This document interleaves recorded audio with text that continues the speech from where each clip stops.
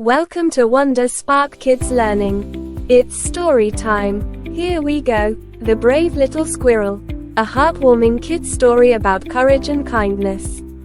In a big, tall oak tree lived a little squirrel named Benny. Benny was smaller than all the other squirrels in the forest, but he had a big heart and loved to explore. One bright autumn day, Benny decided to venture further into the forest than ever before. As he hopped from branch to branch, he found a large, shiny acorn.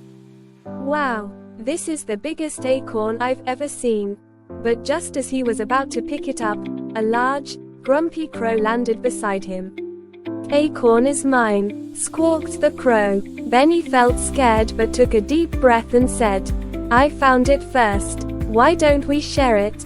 The crow, surprised by Benny's bravery and kindness, thought for a moment and then agreed. "All right, we can share," the crow said with a smile. They cracked the acorn in half and each took a piece. The crow flew away, and Benny felt proud of himself for standing up and being brave.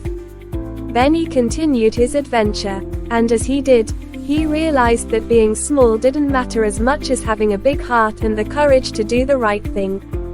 Moral of the story: it's not the size of your body that matters, but the size of your heart.